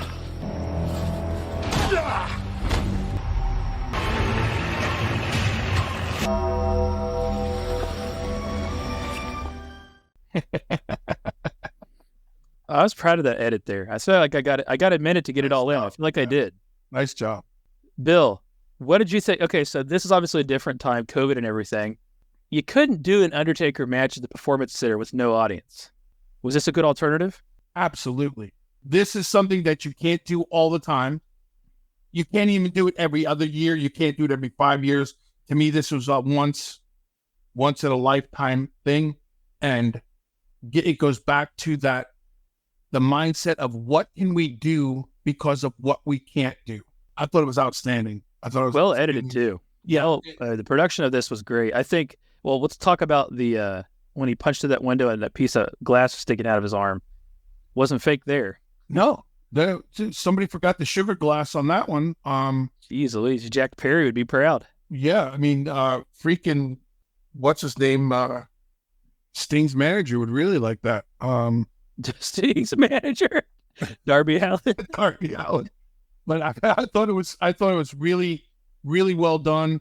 I think when you hear something like that, right away you go to hokey when you hear it. Yeah. But when you see it and you watched it, well done. But like I said, that's a once in a lifetime deal. This main evented the night one. Now, I will say the Firefly Fun match didn't quite do it for me like this one did. Right. I agree with that. I'd say the same thing. And so this is not something you can replicate and go, you know what, let's do something special. No, that was a Taker special. Hats off to AJ and the OC and, Taker's Taker.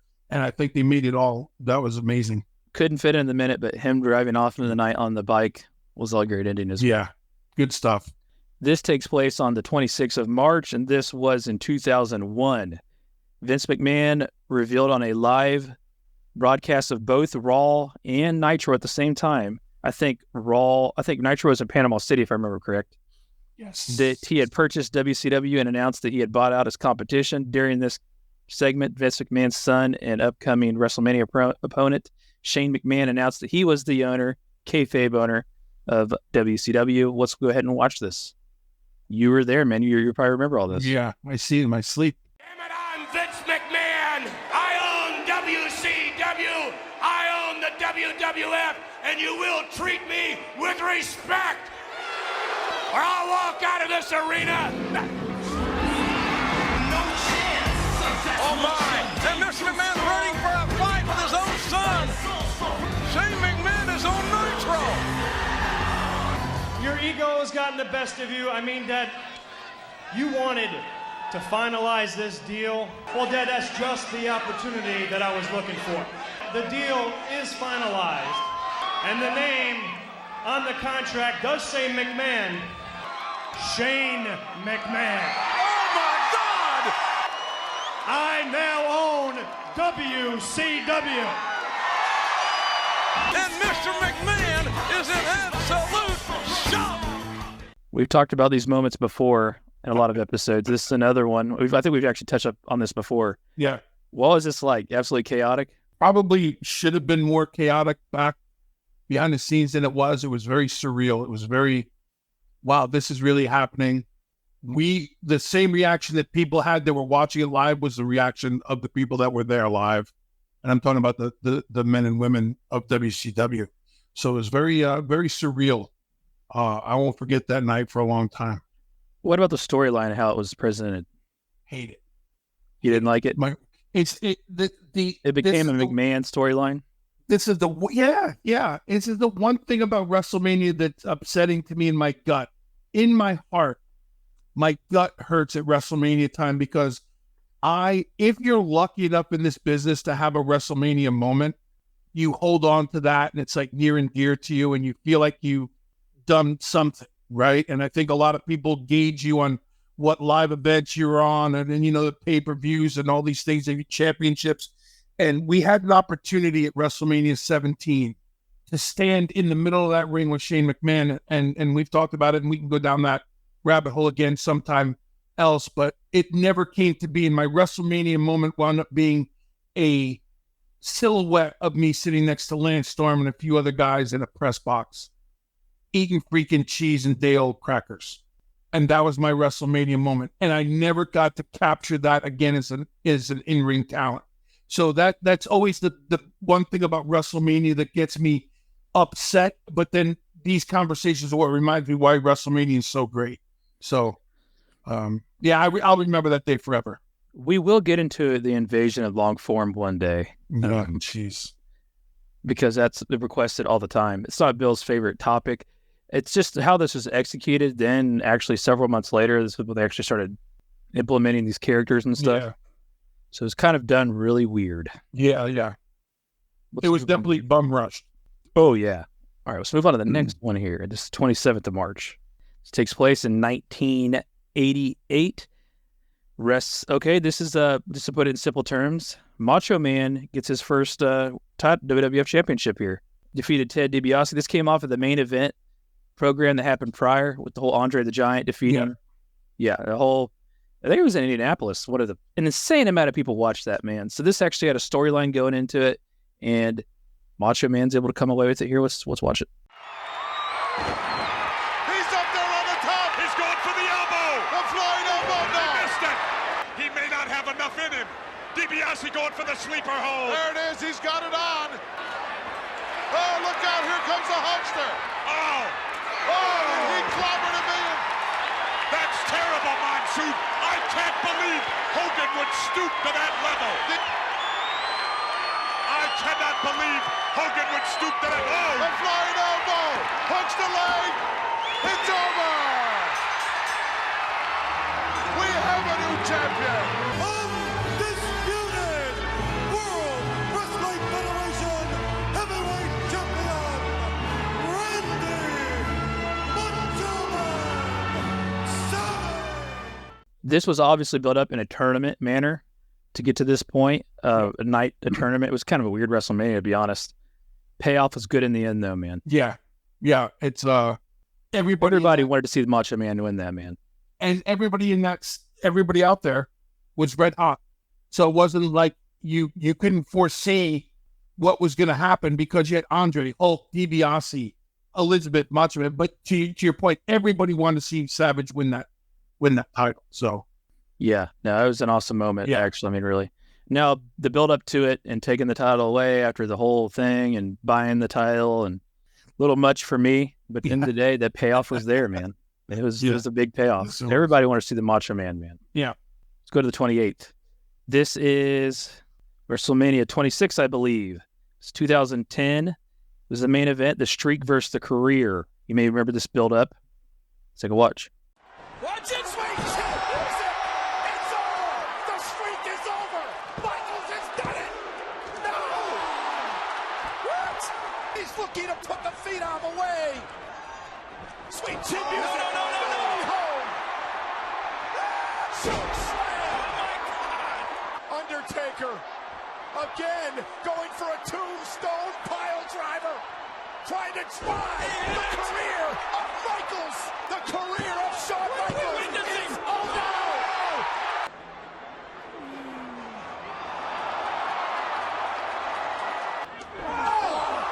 He's going at his defiance! That look of disbelief on the face of the Undertaker has turned into a look of rage!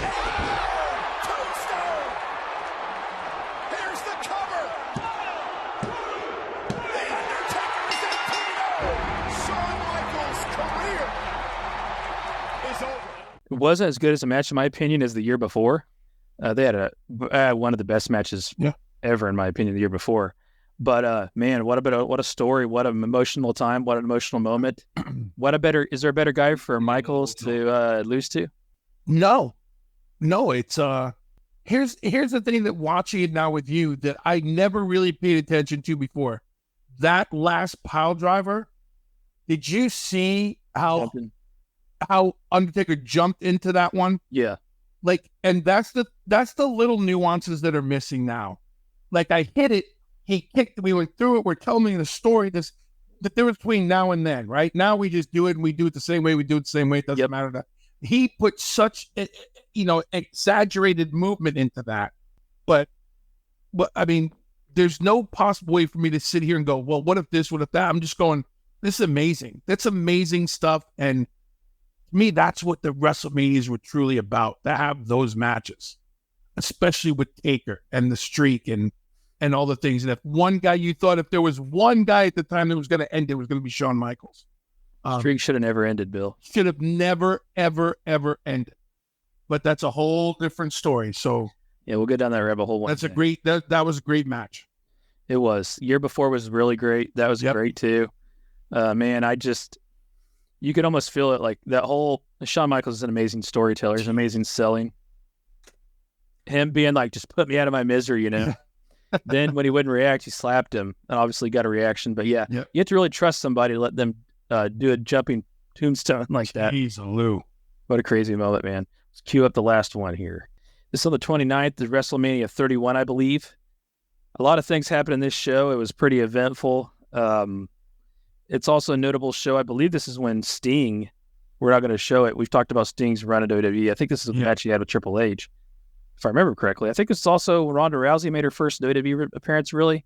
At the same time? It was in a moment with the segment with Stephanie McMahon and The Rock in it. Oh, yeah. Segment. It wasn't a match, but right. A lot going on in here. But going into the very end here, there was this moment here during the championship match between Brock Lesnar and Roman Reigns. Crazy how long Roman Reigns has been in this title picture, isn't it? It really is.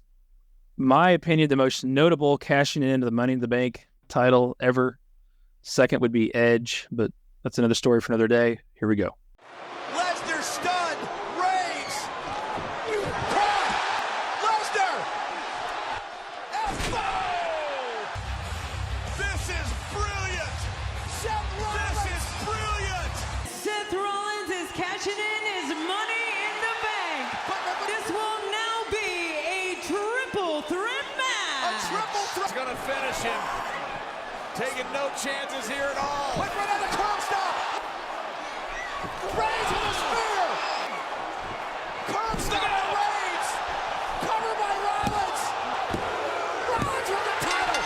Rollins with the title. Wait a minute. The new WWE World Heavyweight Champion, Seth Rollins. First time in WrestleMania history, someone's cashed in Money in the Bank and walking. I set that up earlier in the show, right? When I talked about we were talking about Seth Rollins being the workhorse. Right. It's 9 years ago, man. That's the guy you want to see again. Yeah. I mean, that's the guy. I mean, that's my favorite Seth Rollins, but that's how long he's been doing it, man. You alluded to that. And I told you we'd have an example later. And that's when really everything was in motion for him to go on this amazing run that he's had. Yeah. And just to sit there and look at the three men in that match. Oh, really? Was that really? They've really been around that long? Yeah. And Roman Reigns is I don't know, a couple years prior to this, he was in title pictures. Amazing. Yeah. Good stuff. But you're right. Great cash in. And is that your favorite? I think so. The Edge one's pretty great too, though. Yeah. I think this is a good one. Mr. Kennedy got screwed. Mr. Kennedy got screwed on that one. Anyway, that's another story for another time too. What about that run down there, man? At least he ran, right? Didn't walk. Like Royal Rumble style. Yeah. What a long haul. Take your time to it. And he was moving. Yeah. JBL just being vintage JBL on commentary too. I see he belongs in the commentary at WrestleMania too next week. Yeah. There's a lot of mixed feelings on how JBL on commentary, but I always thought JBL's like the ultimate heel, dude. Yeah. And he's entertaining. You don't want that guy to win. Out. You think he's a chicken shit. You don't want him to win. He's a legitimate tough guy, but presentation of that heel character is always amazing. That character, yep. That brings us to the end of this stream, end of this episode, man. Those are 5 pretty cool events. Yeah, I do. I truly enjoy the On This Day. I like when you pull them up, and like I said, always good to watch that stuff. And it like the one with Taker and Shaw, you look at it and go, wow. That's something that you never really paid attention to, and you just see things differently now. And so that's a good segment. I'm glad we do it. I'm glad you're out there doing that all week long. We couldn't do this, of course, without all of you. You guys have held on through this whole stream. You're still here watching across 8 or 9 different platforms. We appreciate the hell out of you. Obviously, we do it because I think the live streaming portion of it, it's been like a good revamp of it, right? Yeah. It's added another element to it. Bill and we do need to get back to some more long form stuff, but it's really hard to beat this interaction in the moment, Bill. Yeah. I think it's great when you first proposed doing it. What seems like yesterday, but it's been a while. Yeah. I thought, wow, this could be challenging. And so everybody understands it's challenging for you. It doesn't challenge me at all, but I appreciate the work that you put into it. I think a lot of people who think we do this once a week, but you're working on it the other 6 days. And a shout out to everybody who stayed with us live and continues to follow what we do and tune in and for the amazing questions and the fan base that's continues to grow. Thank you so much. Hopefully we don't disappoint you ever and you keep spreading the word. But yeah, I love this live aspect to it and all the platforms we're on now. So as always, thank you, Jeff, and well done. And check in with us after WrestleMania to get all critique of Bill DeMott's picks. Oh, God. In the meantime, check out all the content Jeff Townsend Media has to offer. Check out the YouTube. Check out Jeff Townsend. Yes. Yeah. .media is our website. So all sorts of different shows, different kinds of content. But Bill, I'm a big wrestling fan, man, and this is a fun one. And it was another awesome week. Yeah, good week. Check out the Carrie Ann DeMott Foundation, of the work that Bill and the family and the team, we'll just say team, is doing there. Work's a weird way to phrase it, but I'm talking about the effort and the difference that you're making. Yeah. I'm applying that kind of work, if that makes sense, Bill. Yeah, that what we try to say is, the mission and the message, right? Yeah. But thank you for that. Yeah, we're especially busy this time of year, as it gets into prom and graduation time, around the country. We have some major conferences we're booked to speak at, and we're constantly busy. So this two reasons why I love this so much is, one, I love to talk about wrestling, especially with you, Jeff, and then this is my safe haven from what we do on a daily basis with the foundation, because it's not a lot of times it's not pleasurable. It's just necessity. So I love this show. I love the Bill DeMott Experience live with you, Jeff, and I love everybody who's doing it. And we get a lot of messages, and I appreciate it, from people who send a tweet or an Instagram message asking about the foundation or sending some love and prayers our way. So keep that up. That helps a lot for us, and it really doesn't go unnoticed, and I appreciate that very much as well. I will say one thing, Bill. When this outro hits, the black screen at the end is just giving me time to close everything out. The stream, I go back and you're always gone. But the black screen is my cue to shut down the stream across everywhere. It takes about 10 seconds, but when I come back, you're always gone. I always feel like, oh, he hung up on me. Okay. Yeah, no, I'm not hung up on you. You hang up on me. I've been meaning to tell you that like the last 4 times, but I haven't. So. Oh gosh. Bill, you hit what you have to say. I'll hit what I have to say. Hey, do what you say what you mean what you do. And keep being you and keep being great.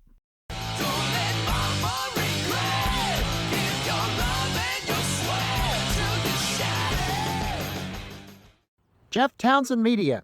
CG, good night. And the question is, do I stay here? Will you be back? Are you gonna come back? Will you be back? Are you coming back?